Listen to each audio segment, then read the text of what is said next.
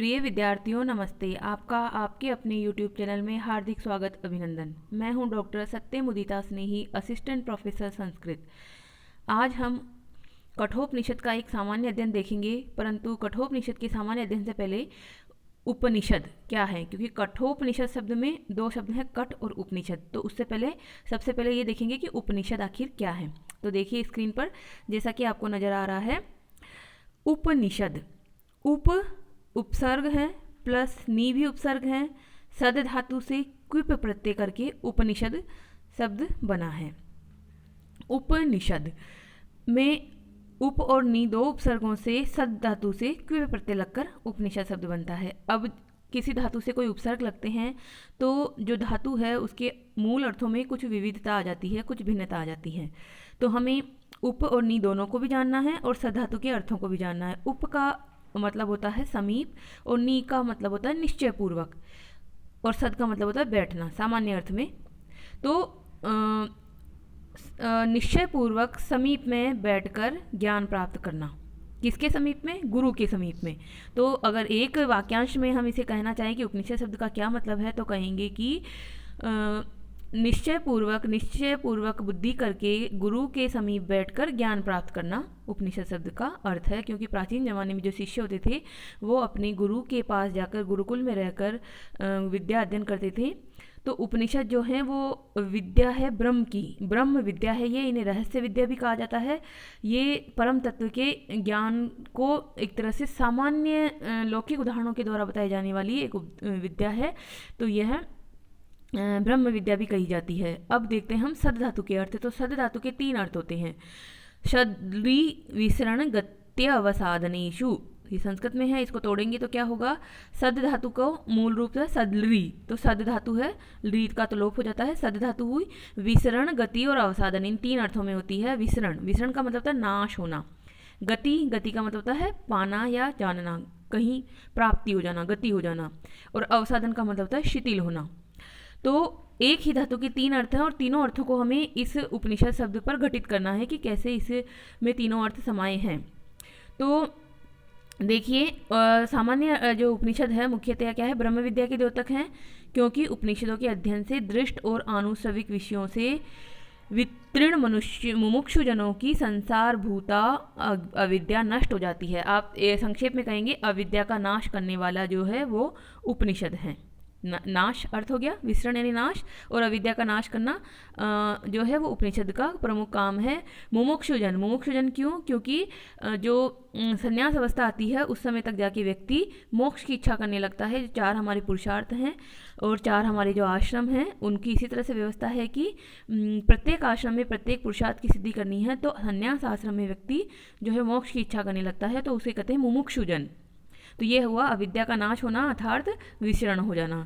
फिर आता है प्राप्ति अर्थ वाला। तो गति यानी प्राप्ति, तो किसकी प्राप्ति? ब्रह्म की प्राप्ति, ब्रह्म ज्ञान की प्राप्ति, गति अर्थ हो गया। फिर आता है शिथिल होना, अवसाधन का अर्थ है। तो शिथिल क्या चीज़ होती है? शिथिल यानी ढीले होना, बंधन ढीले होना। तो क्या है? दुख के बंधन ढीले होते हैं, हमारे कर्म के बंधन ढीले होते हैं। तो यहाँ क्या लिखा हुआ है स्क्रीन पर देखिए, गर्भवास आदि दुख सर्वथा शिथिल हो जाते हैं। गर्भवास का मतलब है जब बच्चा जन्म लेता है उस समय वो गर्भ में होता है, एक तरह से उसी समय से उसके दुखों की श्रृंखला शुरू हो जाती है। क्योंकि 9 महीने तक गर्भ में रहना वो भी एक तरह से ये मानिए कि अंधकार में एक जगह है जहाँ पर आपको सिर्फ भोजन मिलता है माता के गर्भनाल के द्वारा, तो वो वहीं से दुख शुरू हो जाते हैं। तो कह रहे हैं कि गर्भवास आदि दुख सर्वथा शिथिल हो जाते हैं। तो अवसाधन ये इसका अर्थ हुआ। इस प्रकार से विसरण, गति और अवसाधन ये तीन अर्थों में है। विसरण यानी नाश होना, गति यानी प्राप्ति होना और अवसाधन यानी शिथिल होना। ये तीन अर्थों में उपनिषद शब्द की व्युत्पत्ति सिद्ध होती है। तो मुख्य रूप से उपनिषद का जो अर्थ है वो है ब्रह्म विद्या। अब दूसरा अर्थ गौण रूप से उस ब्रह्म विद्या के प्रतिपादक जो ग्रंथ विशेष हैं उनको भी उपनिषद कहा जाता है। अर्थात उपनिषद वह साहित्य है जिसमें ब्रह्म के स्वरूप और उसकी प्राप्ति के उपाय, जीव और जगत का रहस्य उद्घाटन तथा आत्मा आदि गंभीर विषयों का विस्तार पूर्वक निरूपण विवेचन किया जाता है। यानी कि ब्रह्म अब्रह्म से संबंधित ही होती है, जीवात्मा, आत्मा, बंधन, मोक्ष, उसका उपाय, जगत, ये जगत कैसे है, क्योंकि ब्रह्म सत्यम जगत मिथ्या, इस तरह का आपने एक सुना होगा जो महावाक्य है, जो उपनिषद वाक्य होते हैं कि ब्रह्म ही सत्य है, ब्रह्म के अपेक्षा में ये सारा जगत जो है वो क्षणभंगुर है, असत्यता लिए हुए है। अब देखते हैं हम कि वैदिक जो साहित्य है वो 4 भागों में विभक्त है। संहिता, ब्राह्मण, आरण्यक और उपनिषद। उपनिषद वैदिक साहित्य के अंतिम भाग है, चरम परिणति है, यानी कि वेदों को 4 भागों में बांटा जाता है ना। वो जो 4 शाखाएं हैं वो तो 4 शाखाएं हैं वेदों की, 4 भाग है, परंतु वैदिक साहित्य है पूरा वो संहिता, ब्राह्मण, आरण्यक और उपनिषद इन 4 में है। और सबसे अंत में उपनिषद है, इसलिए इनको वेदांत भी कहा जाता है, वेदों का अंतिम भाग यानी वेदांत। संहिताओं में मूल रूप से कर्मकांड, ज्ञानकांड और उपासना कांड तीनों आ जाते हैं। संहिताएं कौन सी? 4 प्रकार की संहिता होती है, ऋग्वेद, यजुर्वेद, सामवेद और अथर्ववेद, ये 4 प्रकार की संहिता है। ब्राह्मण ग्रंथ में क्या होता है? ब्राह्मण ग्रंथों में कर्म कांडों का उल्लेख होता है कि किस प्रकार से कोई कर्म कांड, जो कहते हैं ना ये कर्मकांडी ब्राह्मण है, यानी कि यज्ञ वगैरह का निष्पादन कराने वाला ब्राह्मण है। आरण्यक और उपनिषदों में क्या होता है? ज्ञान और उपासना का विस्तार पूर्वक वर्णन होता है, ज्ञान की बातें होती है आरण्यक और उपनिषदों में। तो इस प्रकार से वैदिक साहित्य का अंतिम या चरम परिणति होने के कारण उपनिषद को वेदांत भी कहते हैं। वेदांत बराबर मतलब वेद प्लस अंत, वेद का अंत, वैदिक जो साहित्य है उसका अंतिम भाग होने से वेदांत कहा जाता है, क्योंकि उसमें वेदों का अंतिम ध्येय जो है ब्रह्म का निरूपण हुआ है, इसलिए भी वेदांत कहते हैं। वेदांत दर्शन के 3 प्रस्थान हैं, प्रस्थान त्रयी जिसको कहते हैं, उपनिषद, ब्रह्मसूत्र और गीता। ये आपको पूछा जा सकता है परीक्षा में कि प्रस्थान त्रयी में क्या क्या शामिल है, तो उपनिषद, ब्रह्मसूत्र और गीता, यानी कि उपनिषद प्रस्थान त्रयी में शामिल हैं। इसमें उपनिषद का प्रथम स्थान है, यानी सर्वप्रथम स्थान उपनिषदों का है। अब देखिए कि उपनिषद का हमने मीनिंग समझ लिया। अब उपनिषद आखिर कितने हैं? तो वेद, आपको पता है कि वेद भी बहुत सारे हैं, तो प्रत्येक वेद से संबंधित उपनिषद हुआ करते थे। तो वेदों की शाखाएं 1000 से भी ज़्यादा होती थी, तो वेदों की शाखाएं जब 1000 से ज़्यादा थी तो उपनिषदों की भी शाखाएं 1000 के आसपास ही है। तो यहाँ पे देखिए स्क्रीन पे क्या लिखा हुआ है कि प्रत्येक वेद की संहिताएं, ब्राह्मण, आरण्यक और उपनिषद भिन्न भिन्न होते हैं। ऐसा कहा जाता है कि चारों वेदों की 1180 यानी कि 1180 उपनिषद हैं। क्यों हैं? क्योंकि वेद अलग अलग हैं और वेदों की शाखाएं अलग अलग हैं। तो वेदों की शाखाएं जब 1100 के आसपास थी तो उतने ही उपनिषद होने हैं, तो लगभग 1180 उपनिषद माना जाता था। मूल उपनिषदों की संख्या में पर्याप्त मतभेद है। मुक्तिको उपनिषद एक उपनिषद का ही नाम है, मुक्तिक उपनिषद। मुक्तिको उपनिषद के अनुसार 108 उपनिषद हैं। ये आपको जरूर पूछा जाएगा कि कोई भी पूछ सकता है कि उपनिषदों की संख्या कितनी है, तो आप कहेंगे कि वैसे तो 1180 मिलते हैं, परंतु 108 बताए गए हैं मुक्तिको उपनिषद के नाम के एक उपनिषद में। अब इन 108 को अगर हम देखते हैं तो 10 उपनिषद माने गए हैं ऋग्वेद से, 19 उपनिषद माने गए हैं शुक्ल यजुर्वेद से, 12 उपनिषद माने गए हैं कृष्ण यजुर्वेद से, 16 उपनिषद माने गए हैं साम वेद से, और 31 उपनिषद माने गए अथर्ववेद से। क्योंकि वेदों से संबद्ध होने का क्या मतलब है कि वेदों में जो विषय वस्तु कही गई है उसी का से संबंधित ही विषय वस्तु हमें उन उपनिषदों में मिलती है, यानी कि वैसी ही विषय वस्तु थोड़ी विस्तृत रूप में, थोड़ी रहस्यात्मक रूप में हमें मिलती है, तो उसे कह देते हैं उससे संबंध है, फलां से संबंध है, जोड़ देते हैं उसका संबंध। तो ये हमारे ऋषियों ने पहले ही बता रखा है, एक तरह से आलोचकों समालोचकों ने निकाला है ये निष्कर्ष कि ये फलां उपनिषद फलां वेद से संबंधित है। अब आते हैं शंकराचार्य, एक बहुत ही महान वेदांती हुए हैं। तो शंकराचार्यों ने 10 उपनिषदों पर भाष्य लिखा है। वो 10 उपनिषद बहुत ही प्रमाणिक माने गए हैं। मुक्तिको उपनिषद के अनुसार उनके नाम के लिए एक श्लोक प्रचलित है। तो स्क्रीन पर देखिए, आपको ये श्लोक याद कर लेना है। इसमें 10 नाम गिनाए गए हैं। इन 10 उपनिषदों पर शंकराचार्य ने भाष्य लिखा है। तो देखिए नाम, ईश केन कठ प्रश्न मुंड मांडुक्य तितरह एत्रेयम च छांदोग्यम बृहदारण्यकम 10। तो इसको देखिए कौन से 10 हैं। ईशोपनिषद यानी ईशावास्य उपनिषद, केनोपनिषद, कठोपनिषद, प्रश्नोपनिषद, मुंडकोपनिषद, मांडुक्य उपनिषद, तैत्तरीय उपनिषद, ऐतरेय उपनिषद, छांदोग्य उपनिषद और बृहदारण्यक उपनिषद। इस प्रकार उपनिषद 10 हैं। एक श्वेताश्वर उपनिषद भी होता है। तो इस प्रकार से शंकराचार्य के द्वारा जो लिखे गए 10 उपनिषद हैं वो बहुत ही महत्वपूर्ण हैं, बहुत ही प्राचीन हैं, और अधिकतर विद्वानों ने उस पर एक तरह से जो अपने पीएचडी का विषय बनाया है वो शंकराचार्य के द्वारा किए गए भाष्य उपलब्ध जिन पे है उन्हीं उपनिषदों को बनाया है। अब आ जाते हैं हम हमारी मुख्य विषय वस्तु पर, कठोपनिषद का एक तरह से सामान्य परिचय, कठोपनिषद का कथानक। तो कठोपनिषद कृष्ण यजुर्वेद की कठ शाखा के अंतर्गत आता है।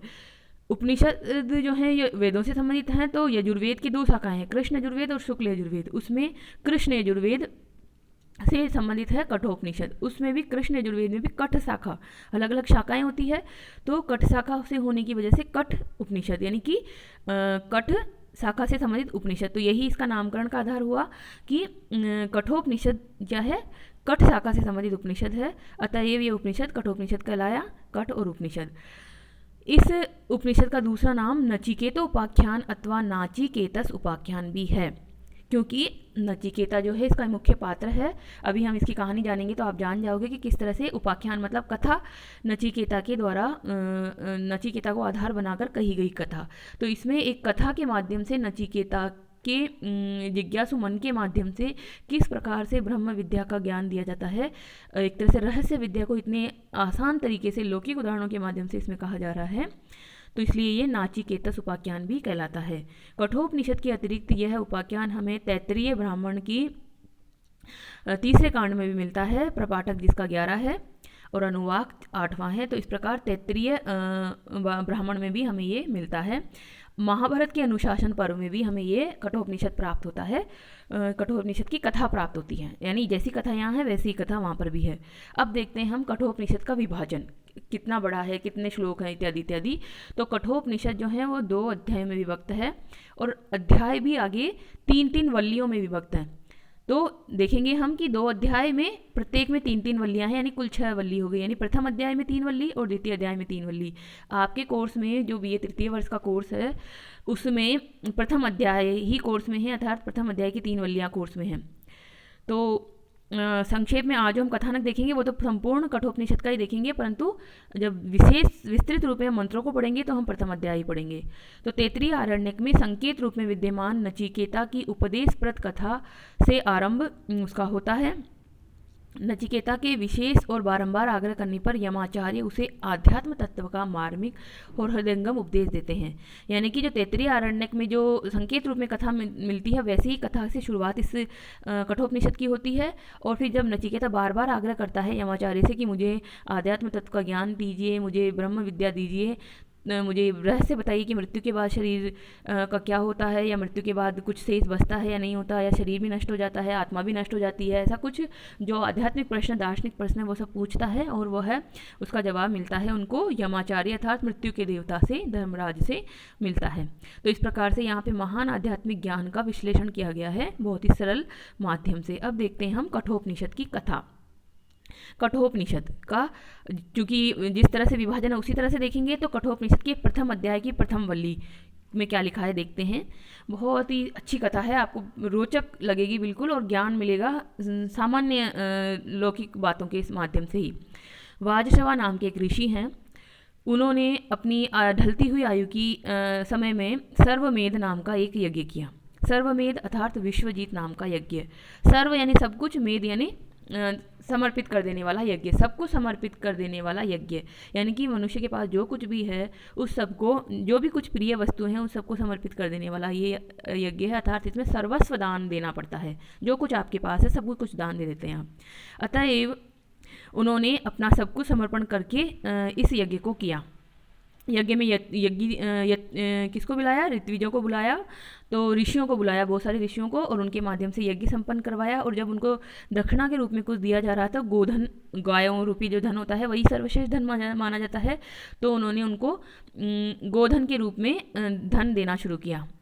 अब जब वो धन गायों के रूप में उनको दे रहे थे दक्षिणा, तो वह जो गायें दे रहे थे वो बहुत ही मतलब क्या कहते हैं, बहुत ही वृद्धावस्था से युक्त गायें थी। उन सब गायों को देखकर उनका एक वाजश्रव ऋषि का एक पुत्र था, नचिकेता नाम का एक पुत्र था, बहुत छोटा बालक था। तो उसने क्या देखा, उसने देखा कि मेरे पिताजी तो बहुत ही मतलब वृद्ध गायों को दान दे रहे हैं, ये तो गलत है। तो उन्होंने मन में सोचा नचिकेता ने कि मोहवश उन्होंने कुछ उत्तम गायों को तो अपने पास रख लिया है और वृद्ध अधेय गायों को दान कर रहे हैं, ये तो बहुत ही गलत है, ये तो शास्त्र विरुद्ध बात है। पिताजी इस प्रकार से दान देकर कुछ पुण्य नहीं कमाएंगे, बल्कि नरक के भागी होंगे, पाप के भागी होंगे। तो वो जो गायें थी वो किस प्रकार की थी, श्लोक में देखिए गायों का विशेषण दिए हुए हैं। पीतोदका दग्ध तृणा दुग्ध दोहा निरिंद्रिया अनंदा नाम ते लोका स्थान स गच्छति ता ददत। पीत उदका, जिन्होंने पानी पी लिया है, यानी अब पानी भी नहीं पीती हैं।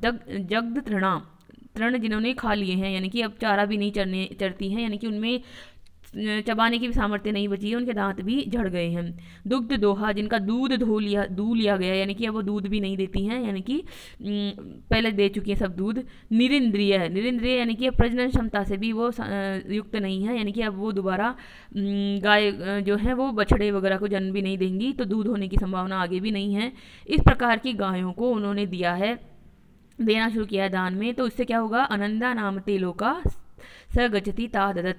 तो अनंदनीय नाम के जो लोग होते हैं, जो दुख देने वाले जो लोग होते हैं, यानी कि स्वर्ग और नरक दो तरह के लोग होते हैं, तो नरक के भागी बनेंगे मेरे पिताजी, इस तरह का दान क्यों दे रहे हैं। इस तरह से छोटे बालक के मन में जिज्ञासा उत्पन्न होती है। तो नचिकेता भली भांति जानता था कि अच्छी दान दिया जाना चाहिए, तभी उसका फल मिलता है। तो उस नचिकेता ने क्या सोचा कि इन अदेय गायों का दान करने से पिता को क्या होगा, कोई भी पुण्य नहीं मिलेगा, पुण्य के स्थान पर पाप लगेगा और परिणाम स्वरूप वे नरक के भागी होंगे। किंतु मैं पुत्र हूँ, तो मेरा क्या कर्तव्य है कि मैं अपने पिता को नरक जाने से बचाऊं। अतः उसने अपने पुत्र कर्तव्य को ध्यान में रखते हुए निर्णय किया कि पिता मेरे मोह के वशीभूत हुए हैं, अतः उन्होंने कुछ गायें मेरे हेतु बचा कर रख ली है। अब देखो कितना समझ रहा है बालक, कितना बुद्धिमान बालक है कि ये गायें क्यों बचा के रख रहे हैं, इसलिए रख रहे हैं दूसरी अच्छी वाली गायें कि वो मुझे मेरे काम आए, पुत्र के मोह की वजह से वो बचा के रख रहे हैं। अगर मैं ही इनका पास ना रहूं तो ये कुछ अपने पास रखने के लिए लोभ से युक्त तो होंगे ही नहीं। तो ये गायें जो है मेरे लिए बचा के रख रहे हैं। तो क्या कहता है वो कि मैं ही उनका स्वाभाविक प्रिय व्यक्ति हूँ, किंतु सिद्धांततः सर्वमेध यज्ञ में अपना कहा जाने वाला सब कुछ दान में दे देना पड़ता है।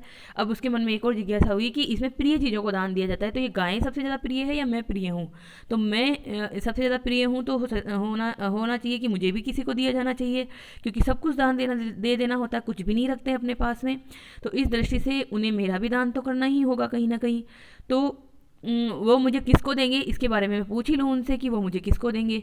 तो उसने पूछा अपने पिताजी से कि आप मुझे किसको दान में देंगे।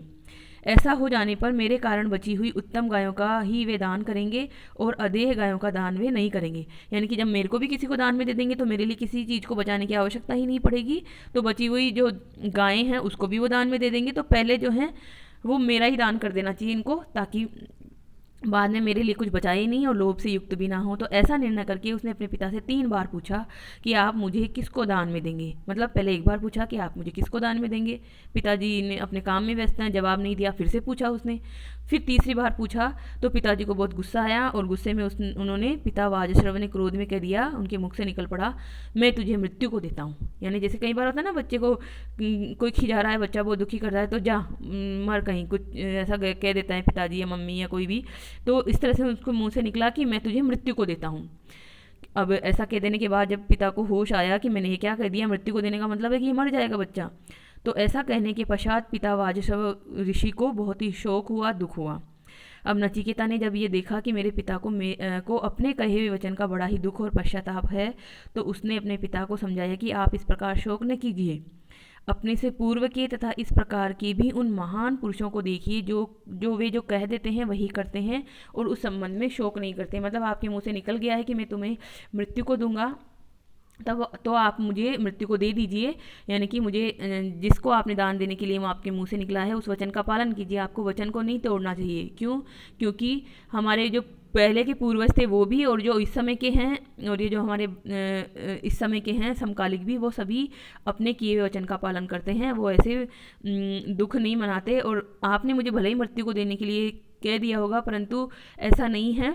जो ये शरीर है वो तो क्या होता है, फसल की तरह होता है, उगता है और फिर काट लिया जाता है, फिर उगता है, फिर काट लिया जाता है। तो इस तरह से श्लोक देखिए, अनुपस्य यथा पूर्वे पति पश्य तथा अपरे सस्यमिव मृत्य पच्यते सस्यमिव जायते पुनः। तो आप ये शोक ना करें कि मेरा बच्चा मर जाएगा और अब मेरे ही मुंह से मैंने इसकी मृत्यु मांग ली है। तो आप अपने पूर्वजों को देखिए और अपने समकालीनों को देखिए, इसमें कोई भी जो है वो इंसान वो हमेशा के लिए इस पृथ्वी पर नहीं रहा है, कभी ना कभी तो वो मरता ही है और मरने के बाद में पुनर्जन्म भी होता है। तो इस प्रकार से सस्यमेव का मतलब है धान के समान मृत्यः पच्यते, मृत्य जो इंसान है, मरण धर्मा जो इंसान वो पकते हैं और सस्य के समान ही पुनः उगाते हैं, यानी कि पुनः दूसरे जन्म में जन्म ले लेते हैं, पुनर्जन्म उनका हो जाता है। तो आप शोक ना करें, हो सकता है कि मैं पुनः आ जाऊं वापस यहीं पर। तो इसके अनंतर नचिकेता मृत्यु अर्थात यम के पास चला जाता है। वहां पहुंचकर उसे ज्ञात होता है कि यम घर पर उपस्थित नहीं है, वह बिना अन्न जल लिए उनके दरवाजे पर पड़ा रहता है। अब देखिए, ये तो बिना बुलाए गए थे ना, यमराज का बुलावा थोड़ी आया था इसके पास, ये पिता ने कह दिया और पिता के मुंह से निकला और ये चले गए यम देवता के पास यमपुरी में। वहां पर पहुंचकर उन्होंने द्वारपालों के पास जाकर कहा, तो वहां तो है नहीं यमराज, तो उन्हें ज्ञात होता है कि यमराज तो घर पर नहीं है। अब वो गेट पर ही इंतजार करते हैं, दरवाजे पर इंतजार करते हैं और 3 दिन तक बिना अन्न जल ग्रहण किए वहां पड़े रहते हैं। 3 दिन पश्चात यम आते हैं तो उनकी पत्नी उनको बताती है कि अपने दरवाजे पर बिना अन्न जल को ग्रहण किए 3 दिन से अतिथि पड़ा हुआ है। अब देखिए, यम की पत्नी तो वहाँ थी, उसने निवेदन भी किया था कि आप जो है प्रवेश कीजिए और आप अन्न जल ग्रहण कीजिए, परंतु उस बालक की, नचिकेता की, यह एक तरह से जिद थी कि मैं यमराज से मिले बिना कुछ भी अन्न जल ग्रहण नहीं करूंगा, उनसे ही मिलना है मुझे। तो इस प्रकार से उसने कुछ भी अन्न जल ग्रहण नहीं किया और 3 दिन से भूखा प्यासा दरवाजे पर ही, ये जो यमराज का जो महल था उसके दरवाजे पर ही पड़ा रहा।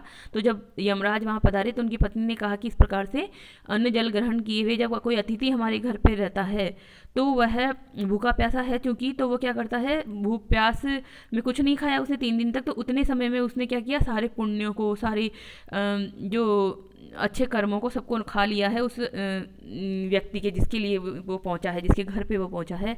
तो आपका सारा पुण्य नष्ट हो जाएगा, यमराज को कहती है उसकी पत्नी समझाते हुए, अतः आप पहले इसको प्रसन्न कीजिए। अतः सर्वप्रथम इस अतिथि को प्रसन्न करने का प्रयास करें, फिर इससे बातचीत करें, नहीं तो हमारा जो है सारा पुण्य नष्ट हो जाएगा। अब ये जो यमराज हैं, धर्मराज हैं, वो उस बालक से माफ़ी मांगते हैं, नमस्कार करते हैं उसको और कहते हैं कि आप हमारे द्वार पर 3 रात्रि तक बिना अन्न जल लिए हुए रहे हैं, अतः एक एक रात्रि के प्रति 3 वरदान मैं आपको देना चाहता हूँ, आप प्रसन्न होइए। 3 रात्रियाँ आपने बिना अन्न जल लिए एक तरह से बिताई है अनशन रहते हुए, तो 3 वर मुझसे मांग लीजिए। यह सुनकर नचिकेता प्रथम वर के रूप में क्या मांगता है कि मेरे पिता प्रसन्न हों और क्रोध रहित हों और शांत मन हो जाएं, और जब आपके समीप से, आपके यहाँ से लौट कर मैं अपने घर पे पहुँचूँ तो वे मुझसे प्रेम पूर्वक व्यवहार करें और मुझे पहचान लें। अब देखिए यहाँ पर बहुत, ये एक वर है, ये प्रथम वर है, प्रथम वर में ही एक तरह से उसने ऐसी लाइन बोली है कि 3-4 बातें इसमें हो गई कि पिता को क्रोध था तो पिता प्रसन्न हो जाएं, क्रोध रहित हो जाएं, शांत मन हो जाएं, और जब मैं आपके समीप से लौट कर जाऊँ, यानी कि इसे ये भी उम्मीद है कि अब मैं यहाँ पे हमेशा रहने नहीं आया हूँ, मैं तो वापस जाऊंगा, मेरा एक तरह से पुनर्जन्म होगा, तो उन्हीं पिता के पास हो, मैं उन्हीं पिता के पास जाऊं और वो मुझे पहचान ले। यानी कि हो सकता है कि अब मैं दूसरे शरीर को धारण करके वहाँ जाऊं तो वो ऐसा ना हो कि पहचाने ही नहीं मुझे, तो वो मुझे पहचान ले और मुझसे प्रेम पूर्वक व्यवहार करें, मुझे पहले जैसा ही अपना पुत्र मानकर मेरे से व्यवहार करें। यहाँ पर ये भी जिज्ञासा होती है कि वो सशरीर वहाँ नहीं गए थे, अपितु वो शरीर छोड़कर वहाँ गए होंगे।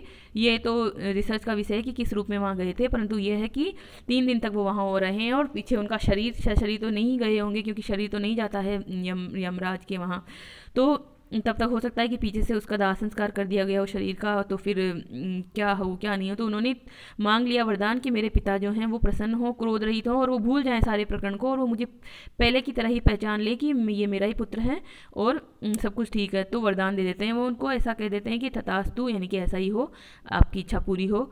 तो इस प्रकार से ये भी कह देते हैं कि जिस प्रकार से बालक सोकर उठता है और माता पिता को ऐसे लगा कि बालक सोकर ही उठा है, उसी तरह से आपके पिताजी को ये लगेगा कि बालक सोकर ही उठा है, नचिकेता की कोई मृत्यु नहीं हुई थी, यानी वो सारे प्रकरण को भूल जाएंगे कि वो क्या हुआ था, बच्चा जो है मरने के बाद 3 दिन तक यमलोक में रह के आ गया है।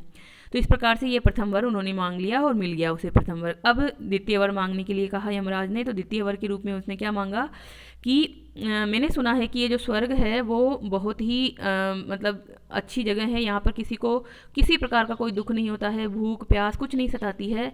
तो इस स्वर्ग को प्राप्त करने के लिए एक अग्नि होती है, स्वर्गीय अग्नि, उसका ज्ञान मुझे दीजिए कि किस तरह से उस ब्रह्म अग्नि को, स्वर्ग अग्नि को किया जाए कि स्वर्ग की प्राप्ति हो। तो स्वर्ग के साधनभूत यज्ञ तथा यज्ञाग्नि के विधि विधान के बारे में मैं जानना चाहता हूँ, आप मुझे उसकी संपूर्ण विधि बतलाएं, अच्छी प्रकार से बतलाएं। तो नचिकेता की परीक्षा ली उन्होंने, और परीक्षा ली कि वस्तुतः वह इस स्वर्ग को प्राप्त कराने वाले यज्ञ और यज्ञादि के बारे में क्या समझा। यानी कि पूछा उसने कि स्वर्ग अग्नि का मुझे रहस्य बता दीजिए, और उन्होंने बता दिया। वो जो ज्ञान उन्होंने दिया था बहुत कठिन था, उन्हें लग रहा था कि ये नचिकेता को कुछ पल्ले ही नहीं पड़ा होगा, उन्होंने एक कान से सुना होगा, दूसरे से निकाल दिया होगा। तो परीक्षा ली उन्होंने कि जो मैंने बताया क्या तुम्हें याद भी है। तो नचिकेता ने जो जो यमराज ने बताया था बिल्कुल वैसे ही बता दिया कि इस प्रकार से पूरा। तो नचिकेता की इस बुद्धि से बहुत प्रभावित हुए यमाचार्य, और वो खुश होकर उन्होंने उसको कहा कि मैं एक अतिरिक्त वरदान तुम्हें देता हूँ। क्या वरदान दिया कि आज से ये जो अग्नि है, जो स्वर्गीय अग्नि है, स्वर्ग को प्राप्त करवाने वाली अग्नि है, वो नचिकेताग्नि नाम से जानी जाएगी, तुम्हारे नाम से प्रसिद्ध हो जाएगी। यानी कि नचिकेताग्नि, यानी कि तुम्हारे नाम से। ये अतिरिक्त है वर, ये तीसरा वर नहीं है अभी, तीसरा वर तो अब मांगने के लिए कहेंगे उससे। तो इस प्रकार तीसरा वर मांगने के लिए कहा। तीसरे वर के रूप में उन्होंने क्या मांगा, तीसरे वर के रूप में मांगने के लिए कहा। तो उसने मांगा कि मुझे आत्म तत्व का ज्ञान दीजिए। आत्मा तत्व, आत्मा यानी मरने के बाद आत्मा का क्या होता है, ख़त्म हो जाती है, रहती है शरीर के साथ ही, क्या होता है। तो मुझे आत्मज्ञान का उपदेश दीजिए। अब यमाचार्य ने कहा कि यह आत्मज्ञान का उपदेश तो उसी को प्रदान किया जाना चाहिए जो उसका अधिकारी हो, अन्य को तो नहीं कर सकते।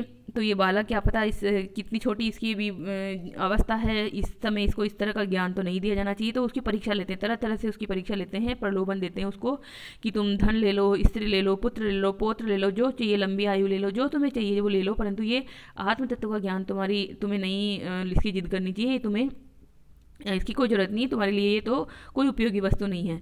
सांसारिक वस्तुएं कुछ भी, स्वर्ग लोक संबंधित कुछ भी प्रलोभन तुम ले लो, कुछ भी चीज़ें तुम ले लो, मैं तुम्हें देने को तैयार हूँ, परंतु इन सब प्रलोभनों का किसी का कुछ असर नहीं होता। और वो बालक बिल्कुल अड़ा रहता है अपनी बात पर कि मुझे ये सांसारिक सुंदर वस्तुएं नहीं चाहिए, ये क्षणभंगुर है, ये नश्वर है, इनसे कुछ सुख नहीं मिलता, आप तो मुझे आत्मा का तत्व का ही ज्ञान दीजिए। इस प्रश्न पर, इस तीसरे वरदान पर वह दृढ़ रहा। तो उसकी दृढ़ता से प्रसन्न हुए यमाचार्य, और प्रसन्न होकर उन्होंने ये कहा कि हाँ, ये ज्ञान दिए जाने का सच्चा अधिकारी है, और उसको वो ज्ञान देने के लिए तत्पर हो जाते हैं और उसको ज्ञान देते हैं। तो प्रथम अध्याय की प्रथम वल्ली तक तो यहीं प्राप्त हुआ कि वो आत्म तत्व के ज्ञान पर दृढ़ रहा। अब प्रथम अध्याय की द्वितीय वल्ली, इस द्वितीय वल्ली में यमराज नचिकेता द्वारा सांसारिक और स्वर्ग लोक संबंधी प्रलोभनों से प्रभावित न होकर अपने आत्म तत्व संबंधित वर पर दृढ़ रहने के कारण नचिकेता की प्रशंसा करते हैं कि तुम बहुत ही प्रशंसा के योग्य हो, और उसके समक्ष आनंद स्वरूप पर ब्रह्म की प्राप्ति का साधन स्वरूप श्रेय और प्रिय दो मार्ग होते हैं। इन दोनों मार्गों का वर्णन करते हैं कि किस तरह से श्रेय मार्ग और प्रिय मार्गों से क्या क्या मिलता है। तो इस लोक और स्वर्ग लोक के सुख भोग की सामग्रियों की प्राप्ति का साधन होता है प्रिय मार्ग। एक होता है श्रेय मार्ग यानी कल्याणकारी मार्ग, जिससे मिलती है परब्रह्म की प्राप्ति। एक होता है प्रिय मार्ग यानी प्रिय चीज़ें। प्रिय चीज़ें मतलब स्वर्ग लोक के सुख भोग सामग्रियाँ इत्यादि। तो श्रेय और प्रिय मार्ग का बताते हैं, इसमें वर्णन करते हैं। नचिकेता के प्रश्न का उत्तर देते हुए यमराज ने परमात्मा के सर्वोत्तम ओमकार के स्वरूप का भी वर्णन किया। अब जो परमात्मा है वो क्या है, ओमकार स्वरूप ही है, ये भी उन्होंने वर्णन किया। और इसी वल्ली में यमराज ने जीवात्मा और परमात्मा के स्वरूप का भी पृथक पृथक से प्रतिपादन किया कि जीवात्मा और परमात्मा भले ही एक ही तत्वों के हैं स्वरूप, परंतु ये अलग अलग होते हैं, क्योंकि जीवात्माएं जो होती हैं वो जन्म लेती हैं, मरती हैं, उनका पुनर्जन्म होता है, परंतु परमात्मा जो होते हैं वो एक ही तत्व है, उनका कोई पुनर्जन्म वगैरह नहीं होता, वो सभी विकारों से रहित होते हैं। इस प्रकार से द्वितीय वल्ली में एक तरह से परमात्मा के स्वरूप का वर्णन और श्रेय और प्रिय मार्गों का वर्णन हुआ। अब प्रथम अध्याय की तृतीय वल्ली, तृतीय वल्ली में है कि इस वल्ली में यमराज ने क्या किया, परमात्मा की प्राप्ति के साधनों का वर्णन किया है कि आखिर उस परमात्मा को प्राप्त कैसे किया जाए। नचिकेता के समक्ष जीवात्मा और परमात्मा के परस्पर संबंध, उनके निवास स्थान आदि वर्णन करते हुए उन दोनों के भेदों का भी उन्होंने कथन किया कि जीवात्मा और परमात्मा परस्पर भिन्न हैं। तत्पश्चात उन्होंने जीवात्मा को समझाने के लिए रथ रूपक, ये बहुत महत्वपूर्ण है, रथ रूपक दिया। रथ में जिस तरह से पहिए हैं, लगाम है, घोड़े हैं, तो इस प्रकार से बताते हैं कि किस तरह से जो शरीर है हमारा एक तरह से रथ के रूपक वाला है, रथ के रूप वाला है। हम जब पढ़ेंगे आपको तो बहुत अच्छे से इसको समझाएंगे, बहुत प्रसिद्ध है ये रथ रूपक। पूछा जाता है कि रथ रूपक कौन से उपनिषद में उल्लेखित है, तो कठोपनिषद में प्रथम अध्याय की तृतीय वल्ली में रथ रूपक का उल्लेख है।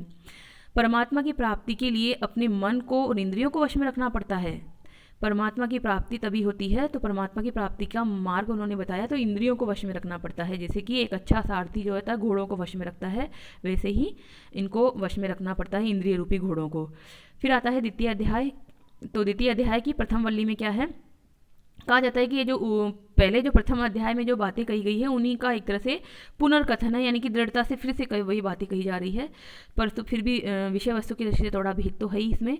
तो इस वल्ली में यानी द्वितीय अध्याय की प्रथम वल्ली में यमराज ने नचिकेता के समक्ष परमात्मा की प्राप्ति के लिए आवश्यक एकाग्रतापूर्ण सूक्ष्म बुद्धि का निर्माण करने के बारे में बताया कि पहले एकाग्रतापूर्ण सूक्ष्म बुद्धि होनी चाहिए, और उस सूक्ष्म बुद्धि का निर्माण में बहुत सारे विघ्न आते हैं, तो उन विघ्नों के बारे में बताया। फिर उन विघ्नों का निराकरण के उपाय बताए कि कैसे उन संकटों को, उन विघ्नों को हम हटाएं, तब हमें एकाग्र बुद्धि प्राप्त होगी और तब हमें परमात्मा की प्राप्ति होगी।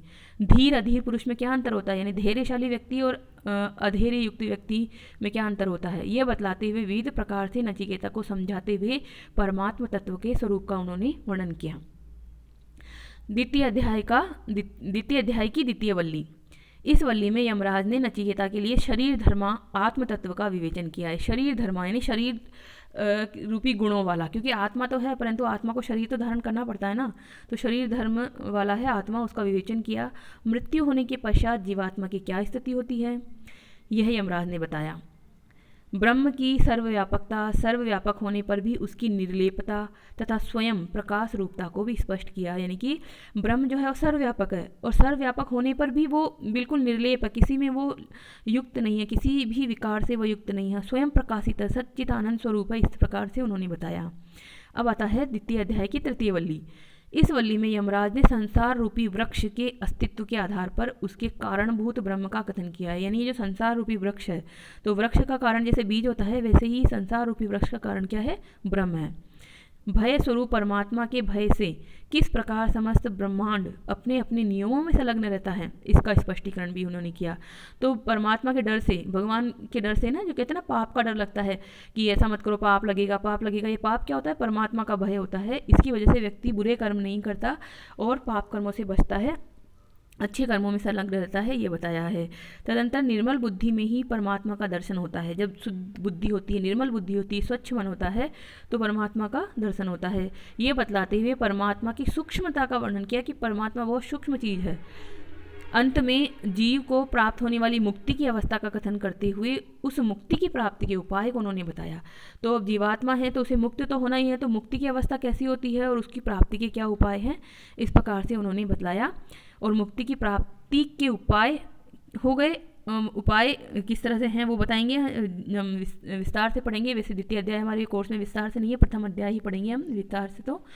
तो इस प्रकार से नचिकेता संबंधी कथा का उपसंहार हो जाता है और उसका फल कथन क्या होता है कि जीवात्मा की मुक्ति होती है। तो इस प्रकार से आज हमने नचिकेता नामक एक छोटे से बालक के माध्यम से ब्रह्म विद्या रूपी जो रहस्य विद्या है उसका इतना लौकिक माध्यम से ज्ञान प्राप्त किया है। ये बहुत ही मतलब है तो गूढ़ विद्या, रहस्य विद्या है, परंतु जिस तरह से यहाँ परोसी गई है, जिस तरह से यहाँ कही गई है उपनिषदों में, वो बहुत ही सरल माध्यम है। तो उपनिषदों के विषय में आपको पता होगा कि दारा सिकोह ने भी इसका फारसी भाषा में अनुवाद किया है, जिसे सिरे अकबर कहा जाता है, यानी महान रहस्य कहा जाता है। और जो पाश्चात्य विद्वान हैं उनमें भी उन्होंने भी इसको बहुत ही महत्वपूर्ण माना है और विभिन्न भाषाओं में अनुवाद किया है। बहुत सारी कथाएं इस पे, बहुत सारी व्याख्याएं लिखी है। तो उपनिषद जो है हमारी जो वैदिक साहित्य की जो परंपरा है उसमें अंतिम है, इसलिए इनको वेदांत भी कहा जाता है, रहस्य विद्या कहा जाता है, ब्रह्म विद्या कहा जाता है। तो आज हमने कठोपनिषद में जाना कि किस प्रकार से इसमें नचिकेता नाम के एक बालक को यमाचार्य, मृत्यु के देवता धर्मराज जो हैं वो ब्रह्म विद्या का यानी आत्म तत्व का ज्ञान देते हैं। कल से हम इसके मुख्य जो अवधारणाएं हैं उनको देखेंगे कि किस प्रकार से विस्तार से इनको देखेंगे। तो आज के लिए इतना ही। आप चैनल पर पहली बार आए हैं तो चैनल को सब्सक्राइब कर लीजिए और सब्सक्राइब करके बेल आइकन को दबा लीजिए ताकि आपको सारे जो वीडियो हैं उसके नोटिफिकेशन तुरंत मिल जाएं। आपको वीडियो अच्छा लग रहा होगा अवश्य ही, इसलिए आप इसको लाइक अवश्य कीजिए। किसी भी प्रकार का कोई सुझाव हो, कोई हमारे प्रति कुछ भी आपको आभार प्रदर्शन करना है, किसी भी तरह का आपको सुझाव देना है तो आप यूट्यूब में कमेंट बॉक्स के माध्यम से अवश्य लिखें। विद्या जो है वो बांटने से बढ़ती है, इसलिए आप इसको मौखिक रूप से एक बार सुनने के बाद किसी को बता सके तो वैसे बताइए, ताकि आपका भी पक्का हो जाए ज्ञान। और नहीं बता सकते तो सुन तो लीजिए, अपनी कॉपी लेकर, नोटबुक लेकर, पेन लेकर बैठिए, उसमें लिख लीजिए। और दूसरों को वैसे नहीं बता सकते तो आप इसको शेयर कर दीजिए, तो ये वैसे दूसरी जगह पहुंच जाएगा। इस प्रकार से आप इस ज्ञान राशि को अन्य तक पहुंचाने के माध्यम बन सकते हैं। ये भी एक बहुत परोपकार का काम होगा आपके लिए। जिसके पास ये पहुंचेगा वो आपका एक तरह से ऋणी हो जाएगा कि मुझे इतना अच्छा ज्ञान पूर्ण सामग्री किसी के माध्यम से मिली। तो इसको शेयर कीजिए अवश्य ही। तो धन्यवाद। कल फिर मिलेंगे किसी अन्य विषय के साथ। तब तक के लिए खुश रहिए, स्वस्थ रहिए, पढ़ते रहिए।